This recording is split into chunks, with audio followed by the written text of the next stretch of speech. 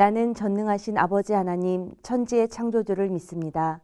나는 그의 유일하신 아들 우리 주 예수 그리스도를 믿습니다.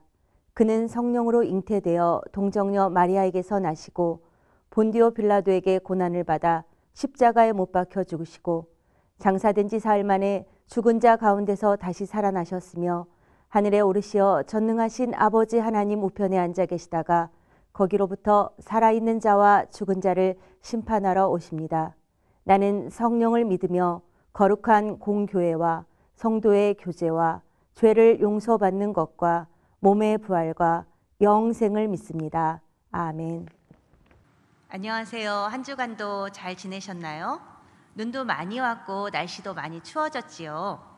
추위가 힘들다고 하셨던 우리 김준주 집사님이 생각이 나네요.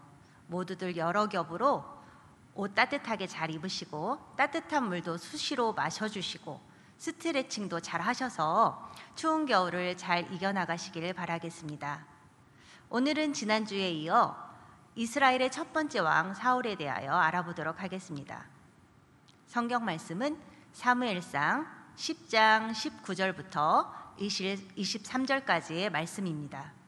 사무엘상 10장 19절에서 23절까지의 말씀입니다. 제가 봉독하도록 하겠습니다. 너희는 너희를 모든 재난과 고통 중에서 친히 구원하여 내신 너희의 하나님을 오늘 버리고 이르기를 우리 위에 왕을 세우라 하는도다.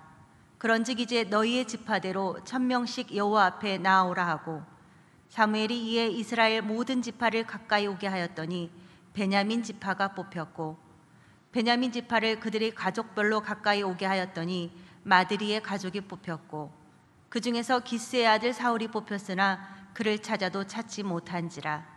그러므로 그들이 또 여호와께 묻되 그 사람이 여기 왔나이까? 여호와께서 대답하시되 그가 짐 보따리들 사이에 숨었느니라 하셨더라. 그들이 달려가서 거기서 그를 데려오매 그가 백성 중에 서니 다른 사람보다 어깨 위만큼 컸더라. 아멘. 지난 시간엔 한나가 하나님께 구하여 얻은 사무엘에 대해서 살펴보았습니다.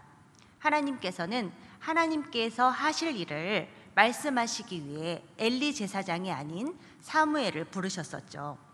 그 내용은 하나님을 알지 못하고 하나님을 멸시하는 엘리 제사장의 두 아들 홈니와 비느하스에 대하여, 그리고 그들의 죄를 알고도 금하지 않은 엘리 제사장의 죄에 대해서 벌을 내리시겠다는 말씀이셨어요. 엘리 제사장의 두 아들이 한날에 죽을 것이며 엘리 제사장의 집안에 노인이 없게 한다는 아주 무서운 벌이었지요. 하나님의 말씀은 블레셋과의 전투에서 엘리의 두 아들이 한날에 죽고 하나님의 임재를 상징하는 언약궤를 빼앗기고 그 소식을 들은 엘리 제사장이 죽고 비느하스의 아내가 해산을 하다 죽으며 그 말씀을 이루셨어요. 사무엘상 2장 30절에서 하나님께서는 분명히 말씀하고 계십니다. 나를 존중히 여기는 자를 내가 존중히 여기고 나를 멸시하는 자를 내가 경멸하리라. 사무엘은 늙고 그의 아들들은 사무엘처럼 행위가 바르지 못하여서 판결을 옳게 내리지 못하였습니다. 그래서 이스라엘 백성들은 사무엘에게 찾아가 왕을 세워달라고 합니다. 너희들이 지금 원하는 왕 때문에 부르짖는 날이 올 거다 라고 사무엘이 말을 해도 이스라엘 백성들은 전쟁을 승리로 이끌어줄 강한 왕을 원하였습니다. 애굽에서 노예 생활을 해방시키신 하나님, 만나와 메추라기를 내려 먹이시고 구름 기둥과 불 기둥으로 인도하신 하나님, 전쟁을 승리로 이끌어서 가나안 땅을 정복하게 하셨던 하나님, 그 어떤 왕보다 강하신 참 왕이신 하나님을 잊어버리고 말이죠. 왕을 원하는 이스라엘 백성들을 위해 사무엘은 하나님께 기도하였습니다. 하나님께서는 이스라엘 백성들이 하나님을 버려 그들의 왕이 되지 못하게 하는 것이라고 말씀하셨습니다. 그리고는 제비 뽑기의 방법으로 왕을 뽑게 하셨습니다. 야곱의 12아들이 12지파의 기원이 되는데요.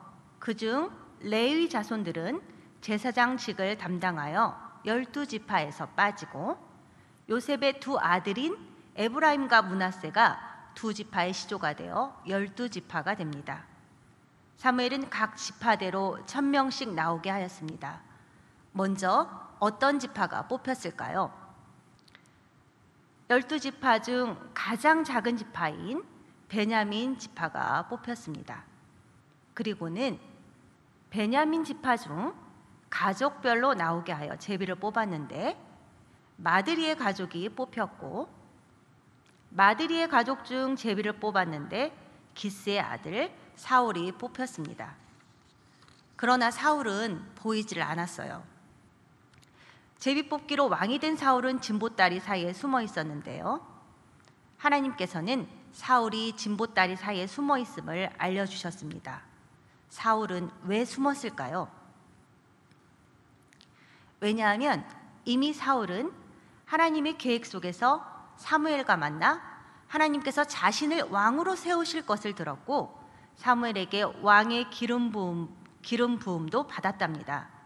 하나님께서 자신을 왕으로 선택하셨고, 우연처럼 보이는 제비 뽑기로 하나님의 뜻을 이루시는 것을 보게 된 거죠.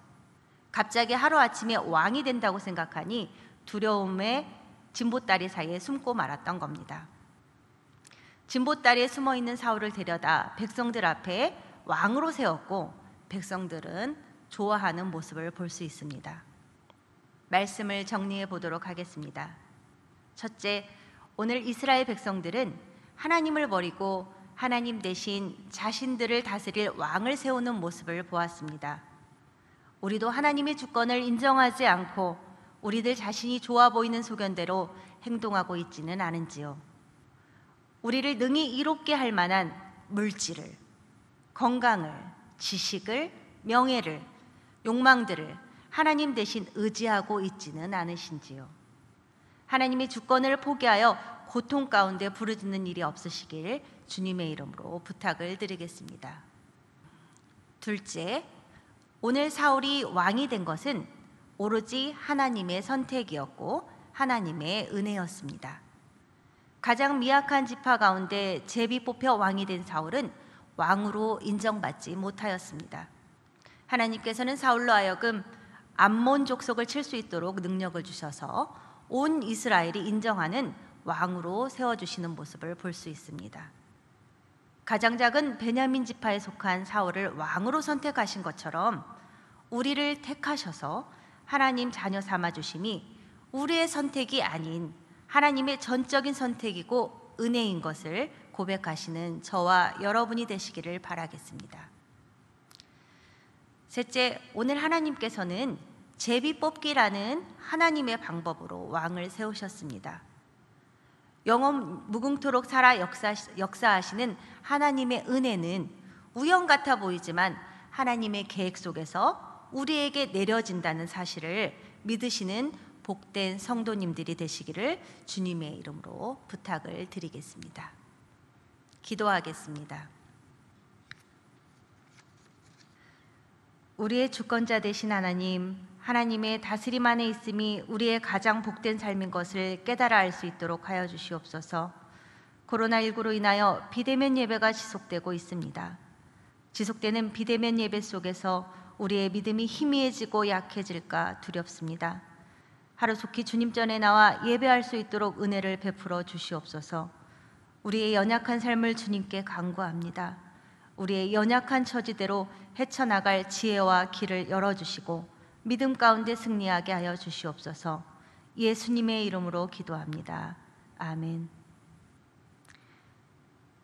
하늘에 계신 우리 아버지, 아버지의 이름을 거룩하게 하시며 아버지의 나라가 오게 하시며 아버지의 뜻이 하늘에서와 같이 땅에서도 이루어지게 하소서.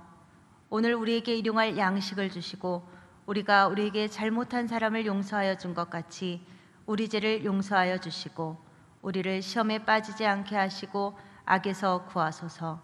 나라와 권능과 영광이 영원히 아버지의 것입니다. 아멘.